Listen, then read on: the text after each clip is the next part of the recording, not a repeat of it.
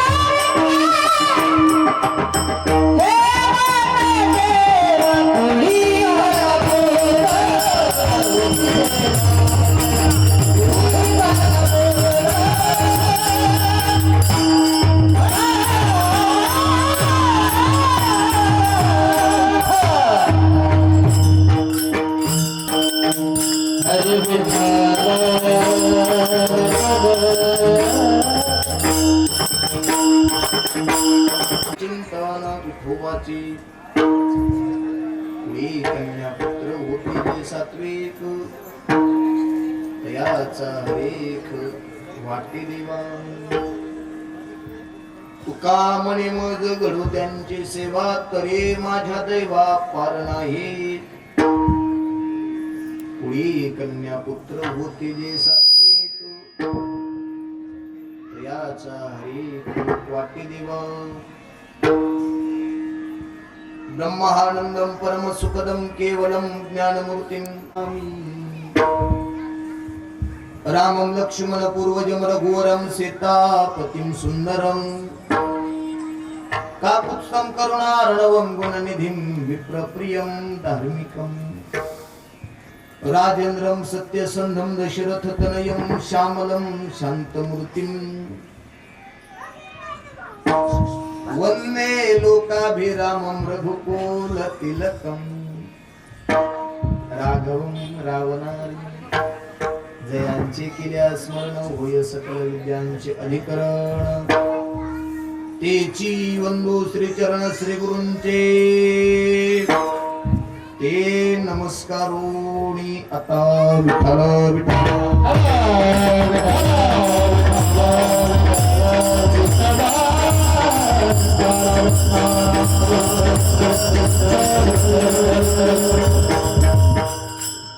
महायोग पीठे तटे भीमरथ्यां वरं पुण्डरीकाय दातुं निंद्रेः समागत्य तिष्ठं तमानन्दकन्दं परब्रह्मलिङ्गं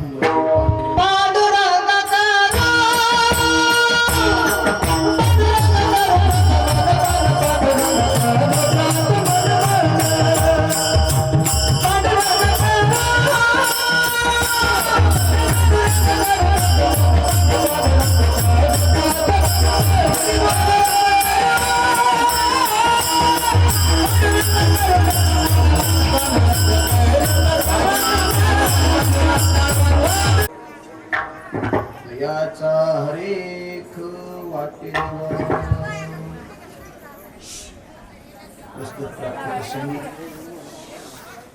शांत बसा. अखिल कोट ब्रह्मांड नायक रुक्मिणी प्राण संजीवनी जगत आधार साधकांची मैबाप योग्यांची माऊली अनाथांची माई विश्वसंत माऊली ज्ञानोबाराय वारकरी संप्रदायाचा श्वास वारकरी संप्रदायाचे हृदय वारकरी संप्रदायाचा प्राण एका विटेवरती उभा असणारा तो भगवान पांडुरंग पंढरीश परमात्मा ज्या भगवंताशिवाय झाडाचं पान हलत नाही ज्या भगवंताशिवाय तुम्ही आम्ही जगू शकत नाही ज्या भगवंताशिवाय हे शरीर चालत नाही मोहे मोहे हे विश्व सुद्धा ज्या भगवंताच्या सत्तेशिवाय चालत नाहीये असा पंढरपूर निवासी भगवान पांडुरंग पंढरीश परमात्मा आणि त्या भगवंताच्या चरणाविंद सेवा समर्पित करण्यासाठी निवडलेला आजचा अभंग अक्षय तनुगात्र परम पवित्र महासत्पात्र आणि बोलोबा पुत्र असणारे देऊचे श्रीमंत साधू फक्त वैकुंठाला गमन असणारी, जिजाईला रमण असणारी. एवढंच नाही, जगाच्या कल्याणाकरता स्वतःच्या प्रपंचाची राख रांगोळी करणारे, प्रपंच करत असताना परमार्थ ही जोमात करणारे, आणि परमार्थ करता करता प्रपंच आडवा आला तर उभ्या प्रपंचाला लात मारणारे देहूची मारुत उभा आहे.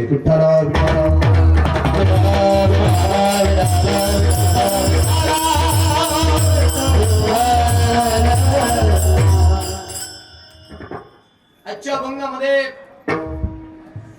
श्रीमंत श्री संत जगद्गुरु तुकोबार आहेत. जन्माला आल्यानंतर आपलं हित काय अहित काय हे ज्या व्यक्तीला समजलं, नोहे जन्माला आल्यानंतर नेमकं आपण काय केल्यानंतर आपल्या जन्म देणाऱ्या आई बापाला धन्यता प्राप्त होईल, हे ज्या व्यक्तीला समजलेलं आहे. नोहे जन्माला आल्यानंतर नेमकं कुठलं कार्य केल्यानंतर आम्हाला भगवान परमात्मा आमच्यावरती कृपा करणार आहे, काय करावं लागेल जन्माला आल्यानंतर, हित काय अहित काय, चांगलं काय वाईट काय, कोणत्या मार्गाने चालावं लागेल आणि कोणत्या मार्गाने गेल्यानंतर धन्यता मिळणार आहे याचं प्रतिपादन करणारा अभंग आहे. विठ्ठला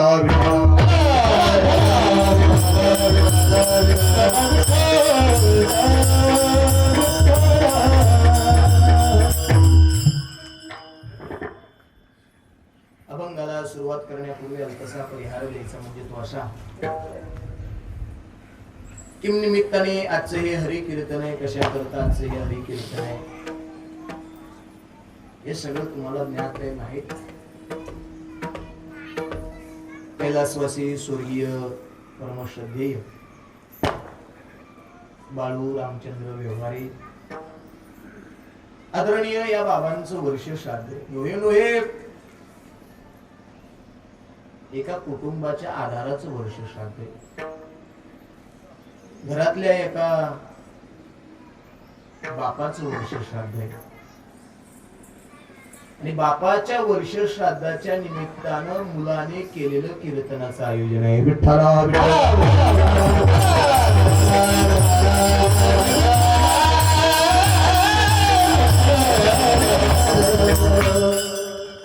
द्यावेत तेवढे धन्यवाद या कुटुंबाला कमी आहेत, या परिवाराला कमी आहेत.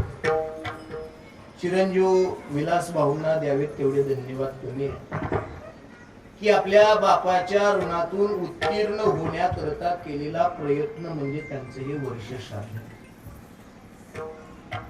वर्ष श्राद्ध केल्यानंतर काय मिळणार आहे, का करायचंय, कशा करता करायचंय हे माहित नाही, पण बापानी आम्हाला वारकरी संप्रदायाचे संस्कार दिलेत, याच्याकरता बापाच्या निमित्ताने हरी कीर्तन आहे. विठ्ठला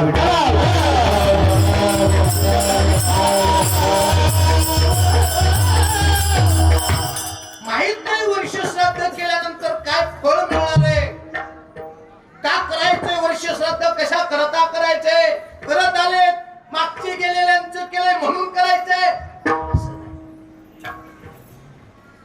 छोटे श्रीमंत पैशावाले माणसं आम्ही आमच्या उघड्या डोळ्यानं बघितले, पण वारकरी संप्रदायावरती नितांत प्रेम करणारे नोहे आयुष्यात आमच्या बापानं आम्हाला वारकरी संप्रदायाची शिदोरी आमच्या हातात दिली, ती श्रीमंती जोपासण्याकरता बापाच्या निमित्ताने हरिभजन आहे.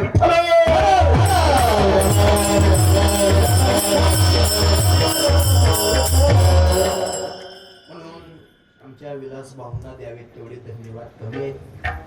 आणि त्याच तोला मुलाचं, जसं मुलाचं कर्तव्य तसं लेकीने सुद्धा तेवढ्याच जोमाचं कार्य केलं बापा करता सुद्धा. आमच्या छायाताईंनाही धन्यवाद देतो, रुपाली ताईंनाही धन्यवाद देतो.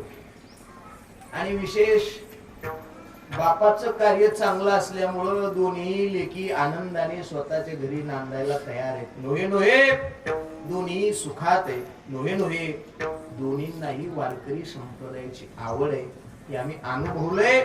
ते पंढरपूरच्या दिंडी सोहळ्यामध्ये चालताना विठ्ठला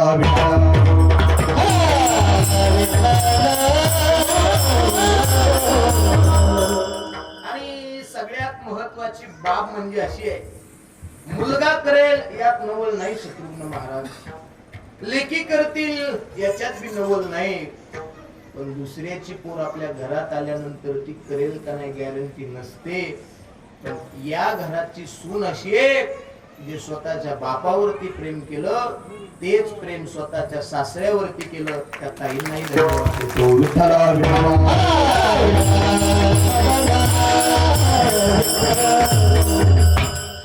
आणि योगायोग माझाही चांगला आहे, मला ही हरी कीर्तन सेवा करण्याची संधी मिळाली.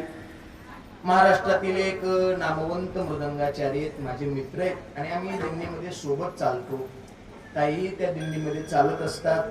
योगायोगाने दोघांची चर्चा झाली आणि महाराज वडिलांच्या वर्षश्राद्धाच्या निमित्ताने हरी कीर्तन करायचंय. आणि आमच्या शत्रुघ्न महाराजांमुळं मला इथपर्यंत येण्याचा सुयोग प्राप्त झाला. नामांकित मृदंगाचार्य, युट्यूबला तुम्ही जर सर्च केलं पठारे बंधू तर ह्यांच्यात सगळ्या क्लिप आहेत, सगळे हेच दिसत आहेत तुम्हाला.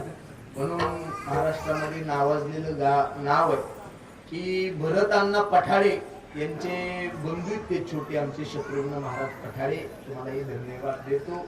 अतिशय ताकदीचं वाजवणं तुमचं, तुमचं वाजवणं ताकदीचं आहे, पण टाळ्या जरा कमी ताकदीच्या आहेत. तुमचं वाजवणं जोरदार आहे. नाही तर बऱ्याच कीर्तनात बऱ्याच सप्ताहामध्ये वादक आम्हाला असे भेटतात नेमकं वाजितेत का खाजितेत लवकर पताच लागत. तुमचं वाजिनं म्हणजे वा जोरदार. तुम्हाला धन्यवाद. आणि इकडं तर बोलायचंच नाही, दोघांचंही कौतुक करावं तेवढं कमी आहे. एका बाजूला संगीत क्षेत्रातील दिग्गज व्यक्तिमत्व, स्वभावही तेवढाच सुंदर आहे आणि गायनही तेवढंच परिपक्व आहे. आमचे परमार्थ प्रेमी परमश्री परममित्र आमच्या बीड जिल्ह्याचं वैभव की ज्यांच्यावरती श्री बंकट स्वामी महाराजांची कृपा आहे, नोहे नोहे सुदाम बाबांचा आशीर्वाद आहे, भगवान बाबांची कृपा ज्यांच्यावरती आहे ते आमचे अभिमान. महाराज तुम्हालाही धन्यवाद देतो. त्याचबरोबर परमार्थ प्रेमी परमश्री परम आदरणीय परमश्रद्धेय गायन कोकिळा आमचे परममित्र असणारे ही गेवराई तालुक्याचं जे भूषण आहे, नोहे नोहे अत्यंत सुरेल, अत्यंत कोमल, खर्जबी तेवढाच शर्जबी तेवढाच असा ज्यांचा आवाज आहे आमचे शिवाजी महाराज. तुम्हालाही धन्यवाद देतो. सगळे फळावरती टाळकरी मंडळी उपस्थित आहेत, सगळ्यांना धन्यवाद देऊ. माझा आवाज तुमच्यापर्यंत पोहोचविण्याचं काम जे करतात ते शिरसोडीकर, तुम्हालाही दादा धन्यवाद देतो. युट्यूब वाले दादा उपस्थित आहेत, दादालाही धन्यवाद देऊ. माता भगिनी पुरुषवंड मागे बसलेले, त्याच्या मागे बसलेले, पायी लांबिलेले, झोपी चाललेले, जागे असलेले, जे मुद्दाम महाराज कसा आहे हे बघायला आले, जे हरी कीर्तन कसं आहे हे ऐकायला आले, त्या सगळ्यांना धन्यवाद. काठी माझ्याकडे माग्या, तुम्हालाही धन्यवाद देतो. आणि मोजक्या वेळात अभंगाची पार्श्वभूमी पाहण्याचा प्रयत्न करतो.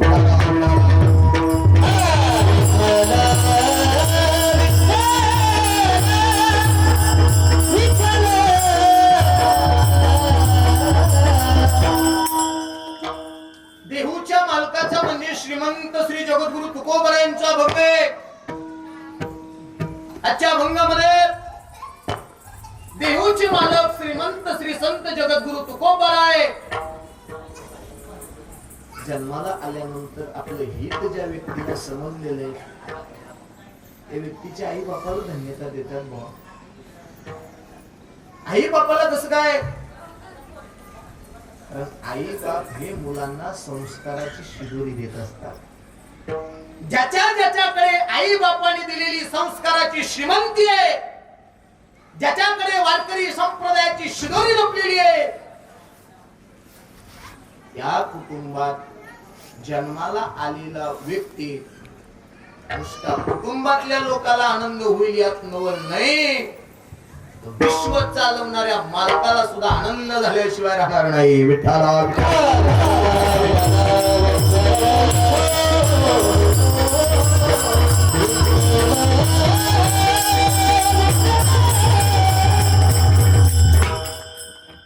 म्हणून हे श्रीमंती जोपासण्याचं काम, ही वारकरी संप्रदायाची श्रीमंती जोपासण्याचं काम आमचं व्यवहारिक कुटुंब करत आहे. आणि बापाच्या निमित्तानं एवढं भव्य दिव्य असं हरिकीर्तनाचं आयोजन केले. खरं सांगू काय, खरं सांगू, आज बाप जरी तुमच्यात नसला ना, तर स्वर्गातून सुद्धा तुमचा बाप तुमच्या कुटुंबावरती कृपा केल्याशिवाय राहणार नाही. विठ्ठला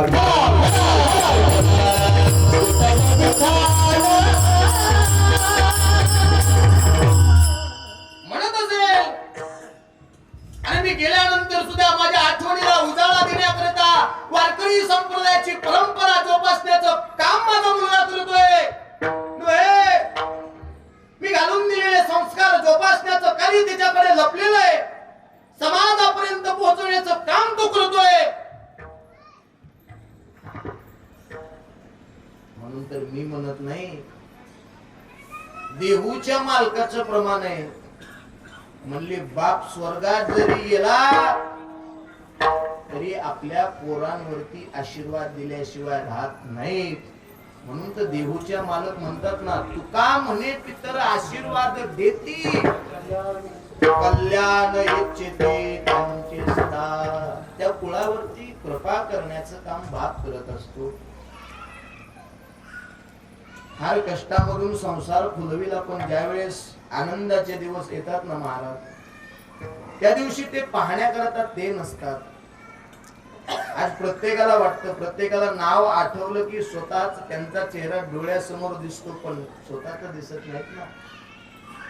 नुसतं नाव ऐकलं, आठवणी येतील, पण चेहरा डोळ्यासमोर दिसणार नाही. काय केलं आमच्या बापाने आमच्याकरता, किती कष्ट सहन केले. लहानाचं मोठं केलं, चालायला शिकवलं, बोलायला शिकवलं, वागायला शिकवलं, समाजामध्ये राहावं कसं ही शिकवण आमच्या बापाने दिली महाराज. मोठ्या माणसाचा आदर करणं, वारकरी संप्रदायातील थोर मोठ्या व्यक्तींना नतमस्तक होणं, वारकरी संप्रदायाची संतांची सेवा करणं आमच्या बापाचा धर्म आहे. आमच्या बापाने जे केलं ते जोपासण्याचं काम आम्ही करतोय.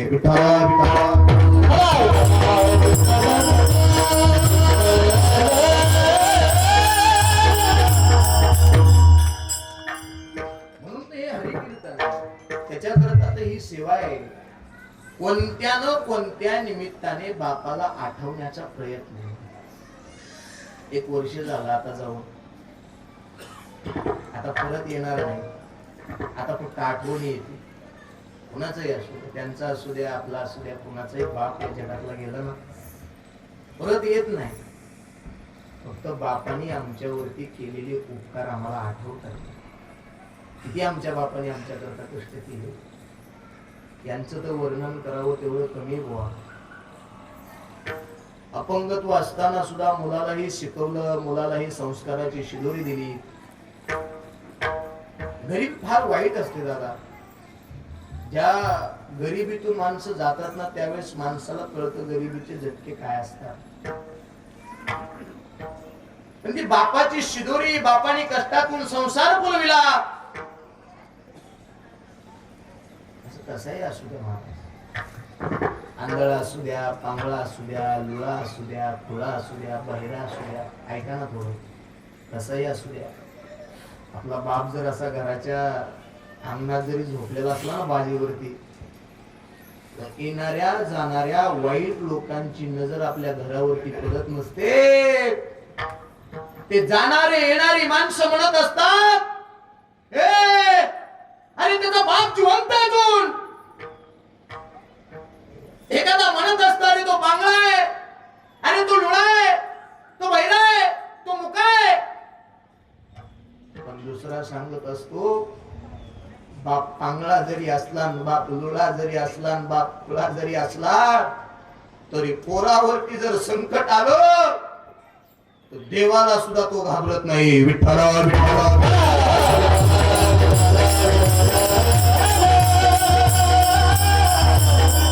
किती मोठे संकट त्याच्या वाट्याला येऊ द्या, पण डगमगत नाही कधी. किती मोठं संकट येऊ द्या, बाप कधी खचून जात नाही. पोराला सांगत असतो, पोरा तुझा बाप जिवंत आहे अजून, म्हणत असतो. आमचे शत्रुघ्न महाराज एवढं वाजवते. घरी गेल्यानंतर नुसता बापाने असा हात फिरवला तर सगळं प्रवासाचं दुःख निघून जात. आमचे अभिमान महाराज आता 8 दिवस बाहेर, पण 8 दिवसानंतर घरी जर गेलं जर थोडं निवांत झोपलं का अभिमान महाराजाची गाडी स्वतःचा बाप धुतो. माझ्या पोराला ठाकूर आलाय.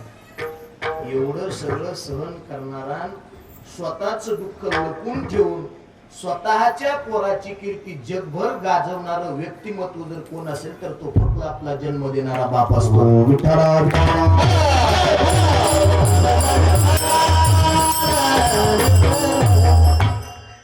खरं सांगा, थोडं शांत बसा, लेकरं शांत बसा. मला खरं सांगा, काही केलं तरी बापाचे उपकार फिटतील का? बोला ना. ज्याच्या जीवनातला बाप गेला ना त्यानं समजावं आपलं सगळं संपलं का? कारण ज्या दिवशी घराची जिम्मेदारी पोरांवरती पडते ना महाराज, त्या दिवशी बाप काय असतो ही किंमत कळत असते आपल्याला. सगळं बघावं लागतं घरातलं, पण बाप आहे पर्यंत तोपर्यंत आम्ही कुठली काळजी करत नाही. कुठं जायचंय, कुठलं कार्य करायचंय, कोणत्या पाहुण्यांकडे जायचंय याची चिंता आम्हाला नाही.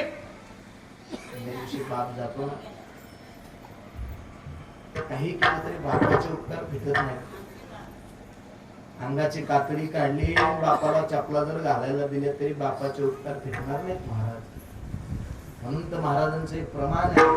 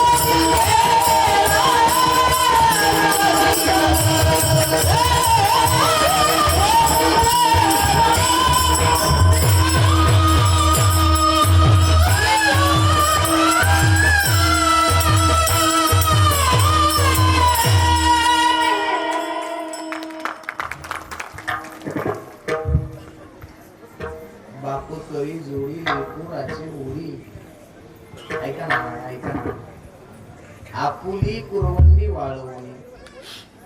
माय मला सांगा, तुम्ही एवढ्या जणी इथं बसलात, तुमच्या जीवनातला जर बाप गेला असेल तर सांगा, त्या घरात जर गेल्यानंतर तुम्हाला किंमत आहे?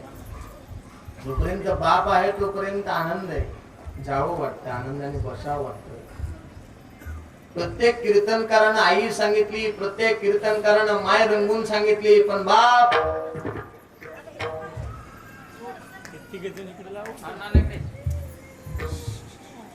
बापाचं कर्तव्य फार महान आहे. ऐका ऐका जरा ऐका. ज्यावेळेस छोटस दुःख माणसाच्या वाट्याला येतं तेव्हा आई आठवत असते, पण ज्या दिवशी मोठा प्रसंग माणसावरती येतो त्या दिवशी माणसाला बाप आठवत असतो. ठेच लागली तर माणसं म्हणतात आई ग, आणि ज्यावेळेस भला मोठा साप जर माणसाला दिसतो त्यावेळेस माणसं म्हणतात अरे बाप रे. आईपेक्षा एक काकणभर बाप श्रेष्ठ आहे दादा. आईला जे दिसतं, आईला वाटतं तेच माझ्या लेकराला दिसावं, म्हणून आई आपल्या लेकराला कुठे घेते? बोला ना, कुठे घेते? कडेवर. मला जे दिसतंय ते माझ्या लेकराला दिसलं पाहिजे. पण बाप जरा उच्च टोकाचा आहे बरं. बाप कधी लेकराला कडेवर नाही घेत.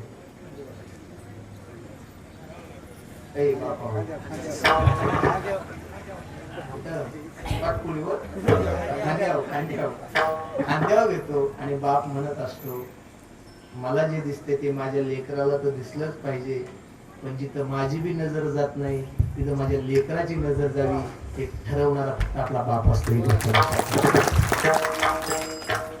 बाप आहे तोपर्यंत जगण्यात फार मजा आहे म्हणा, कसलंच टेन्शन नसते, काहीच माणसाला बघावं लागत नाही. ज्या दिवशी बाप जातो ना दादा, आणि आठवा तुमचा बाप, तुमच्या बापाने केलेले कष्ट आठवा. ज्या दिवशी तुमचा लग्न सोहळा पार पडत असेल त्या दिवशी दुसऱ्यांच्या समोर लायकी नसणाऱ्या लोकांच्या समोर सुद्धा तुमचा बाप हात पसरत होता, आठवा. ज्याला बोलण्याची सुद्धा हिंमत नव्हती त्यांच्या समोर सुद्धा तुमच्या बापानं स्वतःची इज्जत घाण ठेवली आणि सांगितलं माझ्या लेकीला आशीर्वाद देण्याकरता या. हे ठरवणारा आणि हे शिकवणारा फक्त आपला जन्म देणारा बाप असतो. संकट येऊ दे किती बी मोठं, डगमगत नाही कधी तुमचा बाप. पोरगी जर माहेर सासरला जायला निघाली ना, गरीब असू द्या, फाटका असू द्या, कष्टकरी असू द्या, शेतकरी असू द्या, पण स्वतःच्या फाटलेल्या बनेल मधून 50 रुपये काढल आणि थरथर त्या हाताने स्वतःच्या लेकीच्या हातात देईल, सांगल पुरी जा जाताना या 50 रुपयाचा बिस्किटचा पुडा तुझ्या लेकराला घेऊन जा. हे सांगणारा हे शिकवणारा फक्त बाप असतो. तुमच्या छायाताईंच्या जीवनातला बाप गेला, रुपालीताईंच्या जीवनातला बाप गेला, विलासबाबूंना पोरकं करून स्वतःचा बाप निघून गेला. पण लक्षात ठेवा तुम्ही कार्य एवढं महान केलंय, बापाची शिकवण एवढी तुम्ही जोपासण्याचं काम केलंय, बापाचे कष्ट तुम्हाला तुमच्या डोळ्यासमोर दिसतायत की आमचा बाप अपंग आहे, पण आमच्या बापाने आम्हाला कसली कमतरता भासून दिली नाही महाराज. आमचा बाप कधी कुणापुढे झुकला नाही, कधी कुणापुढे नतमस्तक झाला नाही, पण आमच्या 3 लेकरांचा सांभाळ करण्याकरता तो सक्षम झाला. अपंग होता पण आम्हाला कधी भासून दिलं नाही तो अपंग आहे, आम्हाला कधी त्याची जाणीव झाली नाही तो अपंग आहे. की कुठल्या गोष्टीची आम्हाला जर कमतरताच भासली नसेल आम्हाला काय वाटेल तो अपंग आहे. आमच्या करता श्रीमंती तर दिलीच, पण महाराज खंत एका गोष्टीची वाटते हो, म्हणजे सोन्याचे दिवस पाहण्याकरता आमचा बाप जिवंत असायला पाहिजे. विठ्ठला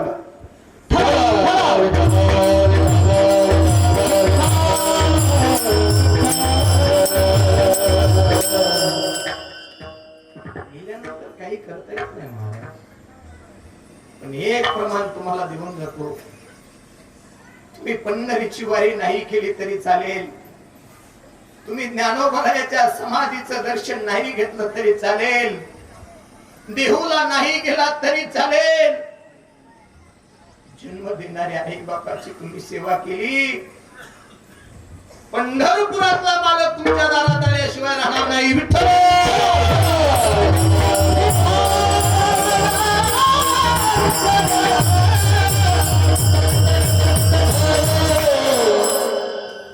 सगळं जर कुठं लपलेलं असेल ती तुका म्हणे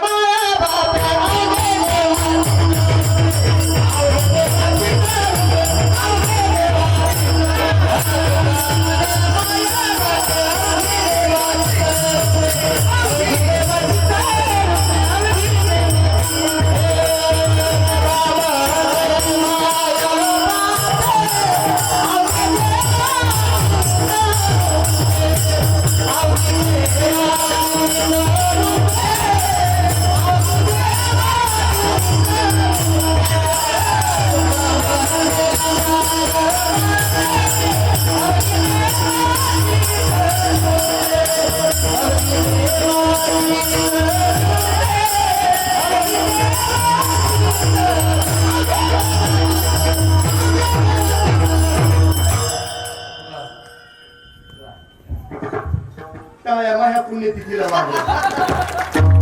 काहीच घेणं देणं नाही आम्हाला. काहीच नाही. काय चाललंय, कुठं चाललंय, कोण काय म्हणाले, कव्हा कुठं वाजायले, आमचे महाराज किती जोरदार, ह्याचं काहीच नाही. फक्त एकच निष्ठ बघायला लागलेत माझ्याकडे. अरे माय बापे केवळ काशी तेने न जावे तीर्थासी. आणि तुका म्हणे माय बापे अवघी देवाचीच रूपी. हे बघा, आई बाप म्हणजे दुसरं तिसरं कुणी नाही. ऐका, पंढरपुरातला मालक म्हणजे आपला बाप आहे.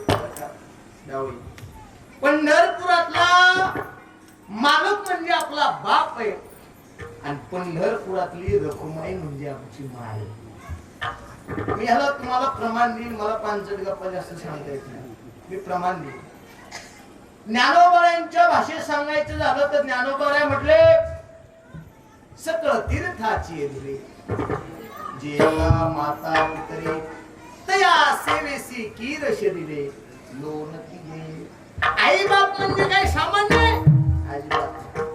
हे देवाचे अंश आहेत आणि देवाला प्रत्येक घरामध्ये जाता येत नाही म्हणून देवाने आई बाप निर्माण केले.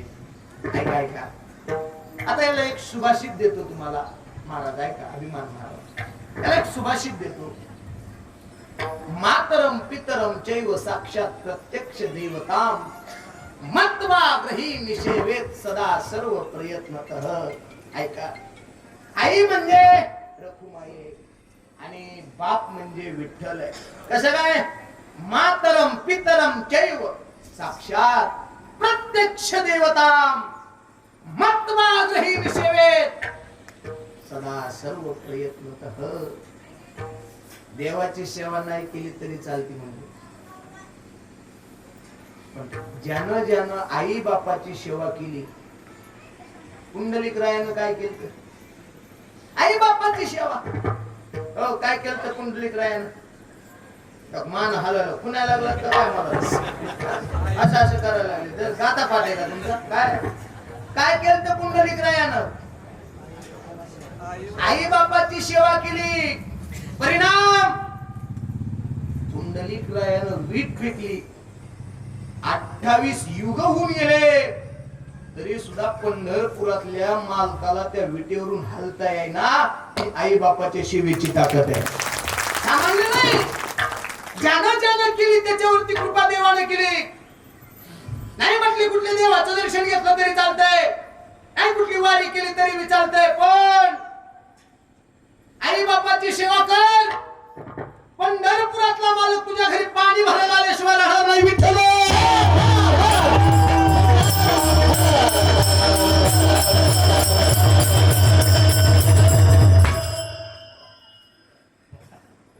म्हणले आई बापाची सेवा नाही केली जगात जेवढे बी तीर्थ तेवढे केले तर सांगायला बरोबर आहे ना.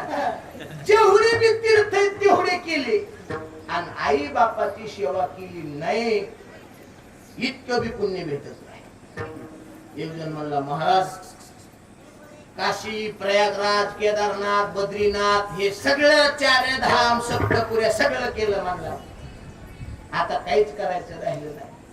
म्हणलं आई बाप म्हणला मोठ्यात आहे. म्हणलं देव लावण्यात वाढल्याशिवाय राहणार काय उपयोग नाही. तुम्ही किती तीर्थ केले, किती यात्रा केल्या, किती तुम्ही प्रदक्षिणा माया बाप के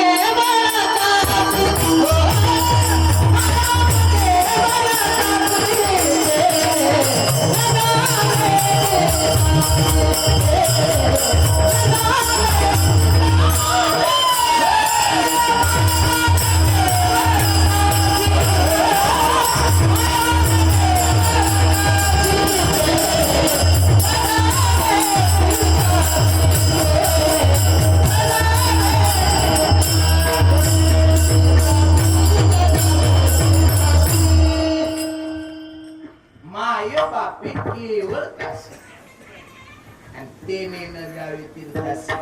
ऐका, आई बापाचं दर्शन घ्या, सगळे तीर्थ तिथं येतात म्हणा. आई बापाची सेवा करा, सगळे तीर्थ आई बापाच्या पायावर लोकांना जातात म्हणले. त्यांची सेवा कर, त्यांचं दर्शन घे बाबा. तुझ्या आयुष्यात तुला कशाचीच कमतरता भासणार नाही. विठ्ठल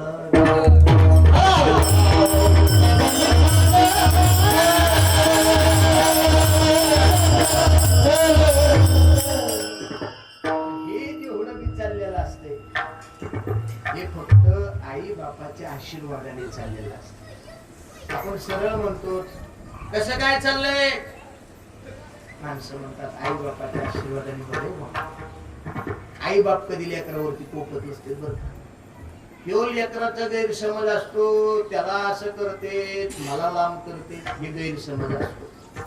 बाह्य रंगाने कशी जरी असले तरी अंतरंगातून दोन्ही तिन्ही चारी लेकरावरती समान प्रेम करणारं व्यक्तिमत्व जर कोण असेल तर ते आपले आई बाप असतील.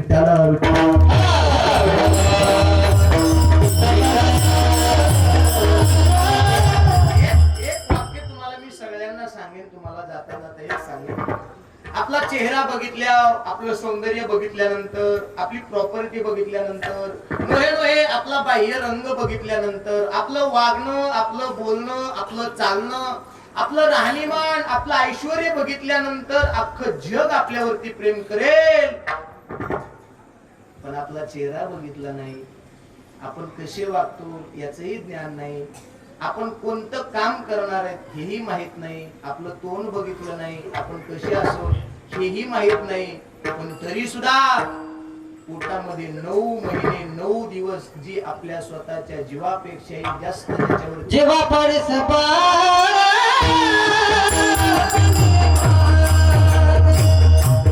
जेव्हा परसबा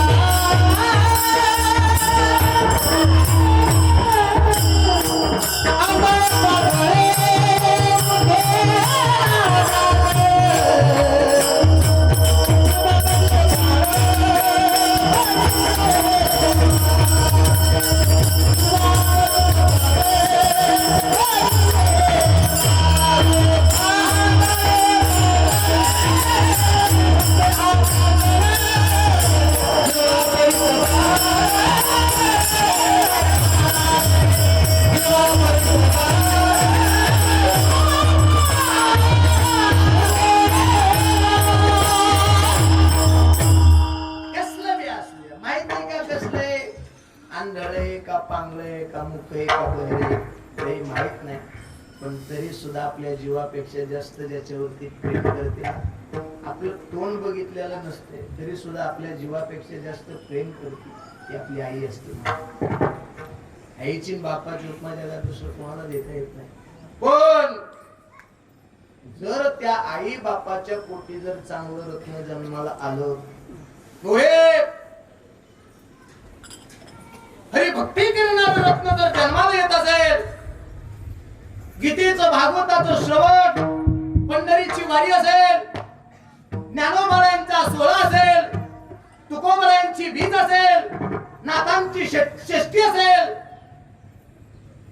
हे करण्याकरता जर कुळामध्ये जन्माला आलेली मुलगी आणि कुळामध्ये जन्माला आलेला मुलगा जर तत्पर असेल, गावातल्या लोकांना आनंद होईल यात नवल नाही, तर त्याचा आनंद देवाला सुद्धा होत असतो.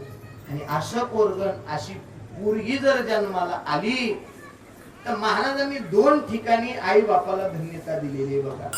एके ठिकाणी धन्यता आहे, एके ठिकाणी धन्यता अशी दिलेली आहे की ज्यानं ज्यानं या हृदयामध्ये भगवान परमात्म्याला जागा दिली, म्हणजे सावता महाराजांना धन्यता दिली. धन्य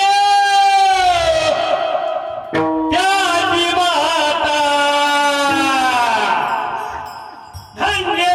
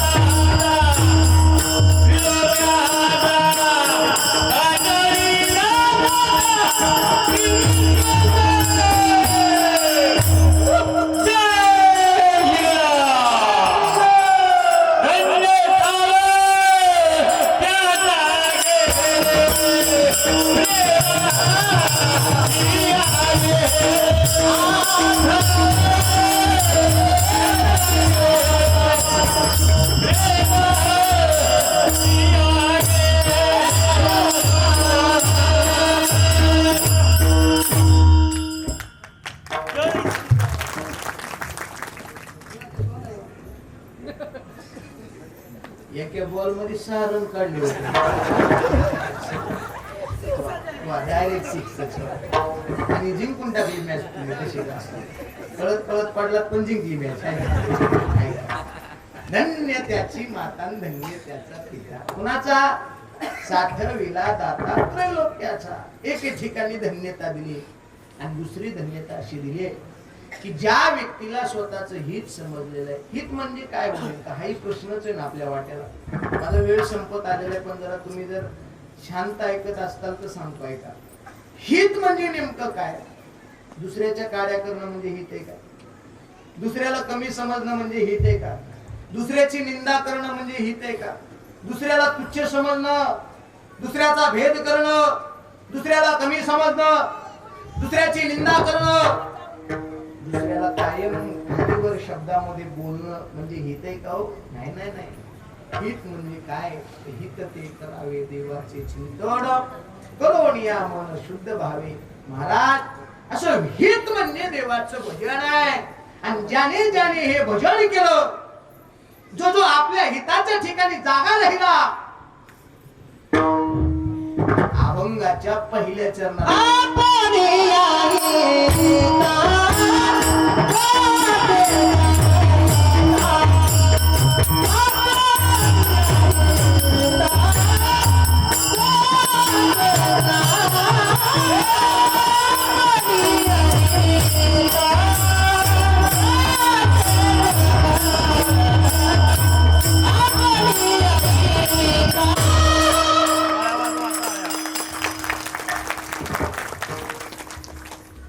तरी बऱ्याच सज्जनांचे हात उचलले नाही, त्यांचं कौतुक करण्याकरता त्यांना सुद्धा धन्यवाद आहे. एक काम लक्षात ठेवा, एक गोष्ट लक्षात ठेवा. दुसऱ्याच्या लेकराचं कौतुक करण्याकरता तुम्ही जर टाळ्या वाजवल्या तर तुमच्या लेकराचं कौतुक करण्याकरता अख्खं गाव टाळ्या वाजवल्याशिवाय राहत नाही. तुमचं कसं आहे, दुसऱ्याचं म्हणलं वाजवता नाही पण वाजव, आणि स्वतःचं पोरगा म्हणलं वाजू की आपला पपे पपे वाजू आपली आपला तो बाबून शेजाऱ्याचं काढतं. दुसऱ्याचं किती पोरग चांगलं असलं तरी आपल्याला ते खपत नाही म्हणाले पुन्हा नाही सर. एवढं सुंदर गायन, एवढं सुंदर वाजवणं सोपं नाही महाराज. आपले सगळे आपण आरामात बसलो, सगळे कोण भिजलेत महाराज घामात. सोपं कष्ट घ्यायला आणि त्यांनी घेतले. एक वाक्य सांगू का महाराज? आबा शिवाजी महाराज, तुम्ही सगळे जाणकार आहेत म्हणून सांगतो. गुरुवारी वैद्य बाबा म्हणायचे, एक कीर्तन जर वाजवायचं म्हटलं, एक कीर्तन जर वाजवायचं म्हटलं तर एक दिवसभर बैलाचा नांगूर हाणायला जेवढी ताकद लागती तेवढी ताकद एक कीर्तन वाजायला लागते. आणि आपली माणसं म्हणते, अति ढुमक वाजणार आलो का नाही? ढुम काय होईल, काय बोलते ना काय नाही, काय पत्ताच लागून देत नाहीत लोक. आणि पुन्हा असं जोरदार वाजायला लागले तर मागे बसून लगेच म्हणणार. आपण म्हणलं वाजणार कसा होता? चांगला होता पण बदच वाजत होता. अरे हे शिकावं लागतंय, दिवस किती गेले ते शिकण्याकरता. असं कधीतरी दुसऱ्याच्या लेकराचं वर्णन करावं लागतं. ऐका, समजायचं जे संप्रदायाला धरून समजायचं आपलं हे त्यांना समजलेलं आहे. का आमच्याकडे आम्ही काही नाही कमवलं तरी चालेल. मला माहित नाही, ऐका जरा वाक्य, मला माहित नाही आमच्या बाबांनी किती पैशाची श्रीमंती कमवली माहित नाही, पण आज वर्ष श्राद्धाच्या निमित्ताने एवढा समाज इथं जमलोय ना, हीच या कुटुंबाची श्रीमंती आहे. हीच श्रीमंती. ही सगळी लोक या ठिकाणी जमला तुम्ही त्यांचे आदरांजली करण्याकरता. आणि एवढीच श्रीमंती कमाव माणसाने. पैसा किती दिवस टिकणार आहे? आज आहे तर उद्या संपणार आहे. आज दिलेला पैसा उद्या टिकेल का नाही माहिती नाही. आज भेटलेली रक्कम उद्या पुरेल का नाही माहिती नाही. ही गोष्ट लक्षात ठेवा. जीवन असं जगा गड्या, जीवन असं जगा, जीवन असं जगा. आपण गेलेली बातमी आपल्या दुश्मनाने जरी ऐकली ना महाराज, तरी आपला दुश्मन म्हटला पाहिजे माझं त्याचं जिंदगीभर वैर होतं बरं का, पण त्याच्यासारखा इमानदार उत्तमाची भोरे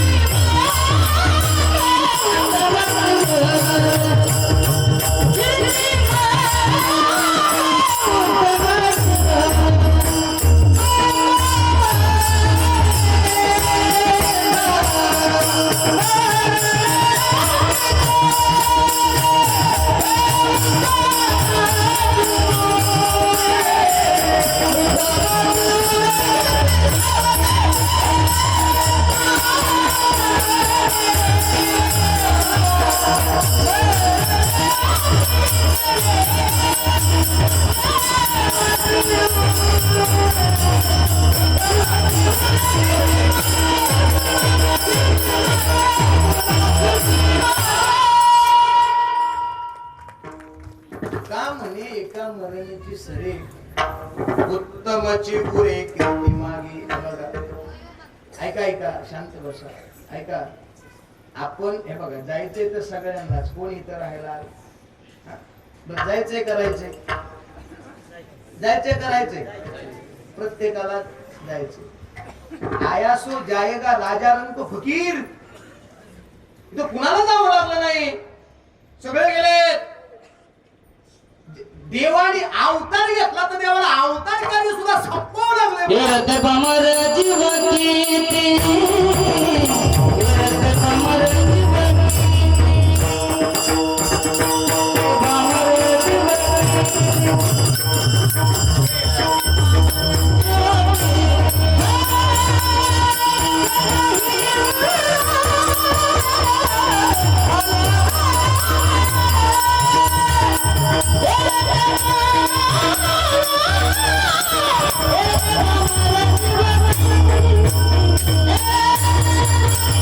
ग्रामपंचायतचा सदस्य असू द्या नाही तर देश चालवणारा पंतप्रधान असू द्या, सगळ्याला जावं लागतंय बुवा. आज बाबांना जावं लागलंय, उद्या आमचा नंबर कावा लागेल माहित नाही, सांगता येते. आता कीर्तन करतो एवढं टळा बोलतो, संध्याकाळच्या कीर्तनात बोलतो का नाही त्याची बी गॅरंटी नाही. आपल्या हातात काही नाही महाराज, सगळं देवाच्या हातात आहे. आता तरी बी काही माणसाला येत काहीच नाही बरं का, तरी माणसं काय म्हणते आपल्याशिवाय होत नाही, तुला येत काहीच नाही. अरे चाललंय ते देवाच्या सत्तेने चाललंय ना, असं मन कधीतरी. मी जे करतोय ते देव माझ्याकडून करून घेतोय. मी जे करायला लागलोय ही स्फूर्ती मला देवाने दिली आहे. मी जे करतोय हे उपकार माझ्यावरती देवाचे. देवाच्या सत्तेने सूर्य उगत बी नाही मावळत बी नाही. त्याची सत्ता नसेल सूर्य उगवत नाही, त्याची सत्ता नसेल सूर्य मावळत नाही, झाडाचं पान त्याच्या सत्तेशिवाय हलत नाही. चाललेला माणूस त्याची सत्ता नसेल तर चालू शकत नाही, बोलू शकत नाही, बसू शकत नाही, उठू शकत नाही. ही सत्ता जर कुणाची असेल तर विश्व चालवणाऱ्या मालकाची आहे. विठ्ठल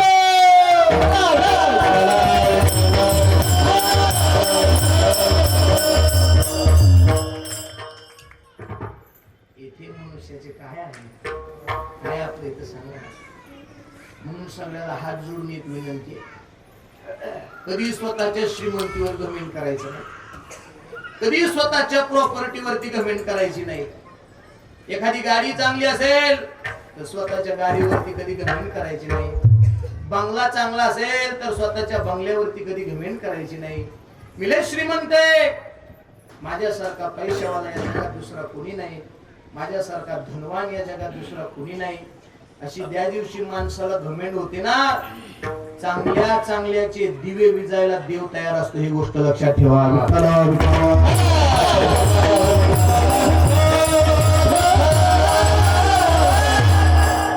कधी घमेंड करायची नाही बा, कधी श्रीमंतीचा अहंकार करायचा नाही. आलाय जन्माला, दिलाय देवाने जन्म, कर साध्य त्या जन्माचं. घेते विठोबाला याचं दर्शन. पहा त्या पंढरपुरातल्या सावळ्या विठ्ठलाची प्रतिमा बघ. मकराकार कुंडले त्याने परिधान केले, पीत पितांबर तो नेसलेला आहे, डोक्यावरती मोराचा पंख लावलेला आहे. बघ कधीतरी श्री वत्सलान छंद त्याच्या छातीवरती उमटलेले बघ. अरे दिलंच त्याच्याकरता न वापरावं कुठलं पुरुषार्थ आलाय बुवा. करणं घे ना कधीतरी देवाचं नाव. पण राम राम राम राम. त्या बाप कसे बघायला लागले. राम राम राम राम. दिलंय ना त्याच्याकरता, मग त्याच्याकरता न वापरावं. बरं कशासाठी दिलंय? बिड्या वाढायला. अरे राम राम देवाचं नाव घेण्याकरता दिलंय, देवाची सेवा करण्याकरता दिलंय, देवाचं पूजन करण्याकरता दिलंय. हात का मानव देह दिलंय ना तरी कर ना त्याचं पूजन. हे कधीतरी देवाचं नाव त्याच्या मुखातलं मन, कधीतरी विठ्ठल विठ्ठल विठ्ठल मन. राम राम मन कधीतरी मन म्हणायला तयार नाहीत माणसं. ज्या दिवशी तुम्ही त्याची सेवा करताना महाराज पैठणच्या ऐका पैठणच्या मालकाने दुसरं काहीच केलं नाही. शिवाजी महाराज काहीच केलं नाही, फक्त सेवा केली पंढरपुरातल्या मालकाची साहेब. आणि सेवा इतकी केली, सेवेचं कर्ज देवाच्या डोक्यावर झालं. आणि पैठणचे मालक पंढरपुरात दर्शनाला गेले की पंढरपुरातला मालक खाली बघायचा आणि नाथ महाराज देवाच्या तोंडाकडे बघायचे. पहिल्यांदा नाथांना वाईट वाटलं शत्रुघ्न महाराज. दुसऱ्या वेळेस गेले देवानी बघितलं नाही, जरा वाईट वाटलं. तिसऱ्या वेळेस गेले देवानी नाही बघितलं, जरा वाईट वाटलं. आता नित्य संबंधातली माणसं असतात. समजा आता तुम्ही आपण दोघं समजा, आता आपल्या दोघांचं पहिल्यापासून चांगले कुणी जर कार्य केले आणि मी जर तुम्हाला वाईट झालो, एकदा पेट झाली, तुम्ही जर बघून नाही बघितल्यासारखं केलं, मी म्हणलं जाऊ द्या जरा गणगणित असेल नसेल लक्ष राहिलं जाऊ. दुसऱ्या बारीने मी बघून नाही बघितल्यासारखं केलं, मी म्हणलं कार्यक्रमाची गणगण वाढली, आता लय कीर्तन वाजी जाऊ द्या, दिलं सोडून. तिसऱ्यांदा बी नाही बघून नाही बघितल्यासारखं केलं आणि असंच गेले समजा, असं बघून नाही बघितल्यावर केलं, निघून गेले. तिसऱ्यांदा बी जाऊन देईन ना, तिसऱ्यांदा बी मी जाऊन देईन, पण चौथ्या बारीने बघून जर नाही बघितल्यावर केलं काय करीन? डायरेक्ट हात धरीन. इतके दिवस आपलं मैत्रीचं नातं आता कसं काय जमत नाही सांग म्हणतो का नाही? हक्क आहे ना. तसं नाथाने 2-3 वेळेस देवानी बघून नाही बघितल्यासारखं केलं. चौथ्या बारीने डायरेक्ट नाथांनी देवाच्या अशी पाय धरले. देवा सांग माझं काय चुकलं. सेवेत अंतर पडलं, सेवा करण्याकरता काही विलंब व्हायला लागला आणि आमच्या बापाने केली, आमच्या आजोबांनी केली, सगळी सेवा करीत आले म्हणून मी सेवा करतोय ना. सांग माझं काय चुकलं, माझ्याकडे बघत का नाहीस? सगळ्या भक्तांकडे बघायला तू तयार आहेस, डोळ्यात डोळे घालून सगळ्या भक्तांकडे नजर करतोस आणि मी आलो की खाली बघतोस. याचं कारण, याचं उत्तर मला दे.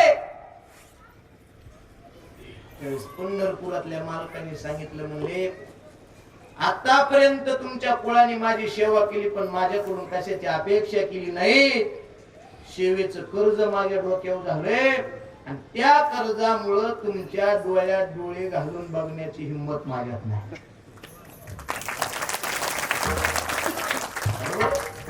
बरोबर. आता उदाहरणार्थ, आता हे साहेब आहे समजा, काय नाव साहेबाचं?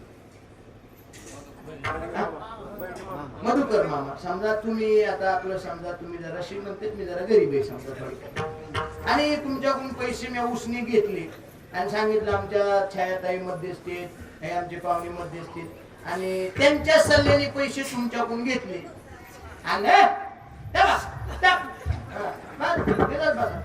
पैसे घेतले आणि म्हणलं 2-3 दिवसात तुम्हाला माघारी करतो, आणि 2-3 दिवसात दिलेच नाही. आणि योगाने इथं ह्या परिसरात माझं कीर्तन, तुम्ही माझ्या कीर्तनाला येऊन बसला. मग खरं सांगा, कीर्तन करू वाटेल का मला? करू वाटेल का सांगा? त्याच्यामुळे तुमचं माझ्यावर काय? बोला ना. वज कर्ज, पैशाचं कर्ज. वज मग मी बसल्यावर म्हणून ना, वज म्हणजे पैशाचं कर्ज असल्यावर नजरेला नजर भिडवता येत नाही. तसं पंढरपुरातल्या मालकाने सांगितलं, नाथ महाराज तुमच्या कुटुंबाचं माझ्यावर कर्ज आहे, तुमच्या नजरेला नजर मला भिडवता येत नाही. सेवेच्या मोबदल्यात काहीतरी मागा, मी द्यायला तयार आहे. नाथ महाराज म्हणले, देवा आम्ही काय तुला काय मागणारातले दिसलो का? अरे आमच्या बापाने मागितलं नाही, आमच्या कुळातल्या कोणत्या लोकांनी मागितलं नाही, आमच्या बापाने आजोबाने कुणी मागितलं नाही. देवा काय आमची मागणारातली परंपरा थोडीच आहे? अरे आमच्यामुळे जर आमच्या कुळाला जर कलंक लागत असेल, ती काय आमच्या जीवनाचं सुद्धा बापाने मागितलं नाही, आजोबाने मागितलं नाही, मी नाही मागणार देवा, नाही मागू शकत. पण उदाहरणार्थ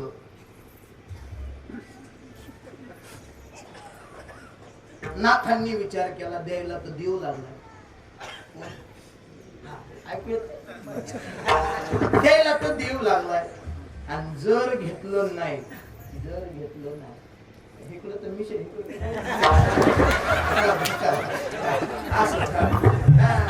जुने ओळखीची सरडेवाडीला, सरडेवाडी, शिरसोडी, गंगावळणी सगळ्या गावात आलेली मी पाहिलं नाही का. त्यात गेलं दुसरीकडे. काय सांगत होतो?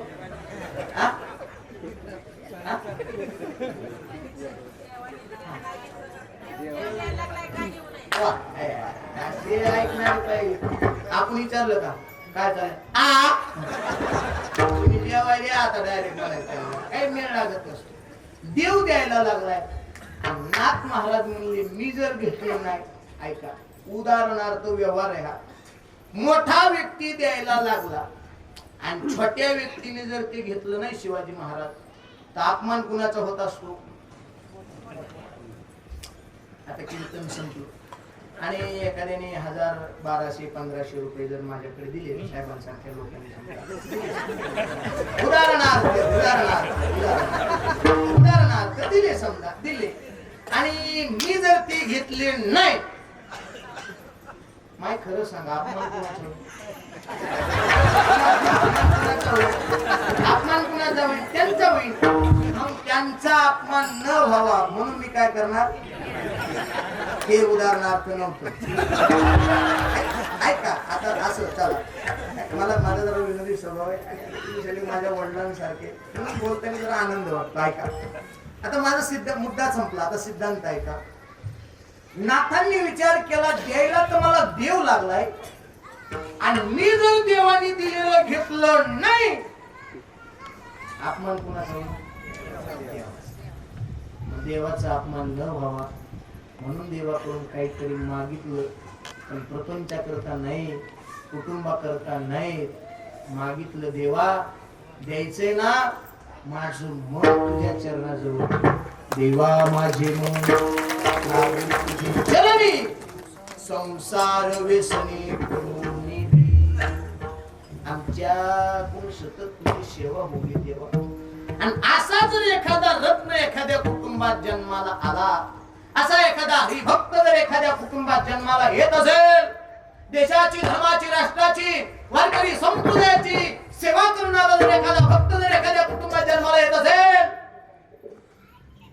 गावाला आनंद होईल यात नवल नाही, कुटुंबाला आनंद होईल यात नवल नाही, पाहुण्याला आनंद होईल यात नवल नाही. तयाचा हारी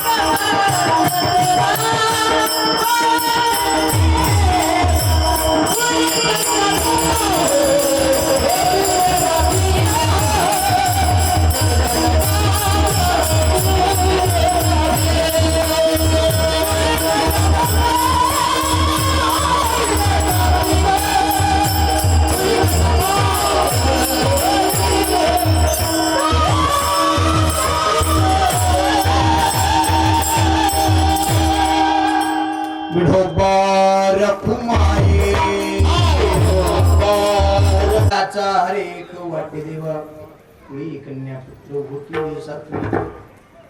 असा देशाची धर्माची राष्ट्राची सेवा करणारा जर एखादा पोरगा असेल, नव्हे आपल्या हिताच्या ठिकाणी जर एखादा जागा असेल तर त्याचा आनंद घरच्याला होतो यात नवल नाही, तर त्याचा आनंद विश्व चालणाऱ्या मालकाला होत असतो. नव्हे पंढरपुरातला मालक सुद्धा त्या कुटुंबावरती कृपा केल्याशिवाय राहत नाही. फक्त गीता भागवत करीती श्रवण अखंड चिंतन विठोबाचे असं त्याचं भजन करावं लागते. असा जर एखादा पुरुष भक्त असेल तर तुकोबाराय म्हटले, तुका म्हणे मज घडो त्यांची सेवा, तरी माझ्या देवा पार नाही. आणि म्हणून आपण असं चांगलं कार्य करावं लागते. आणि चांगली हरिभक्ताची सेवा केली, चांगली आपण देवाचं भजन केलं तर परिणाम आपल्यावरती देव कृपा करत असतो.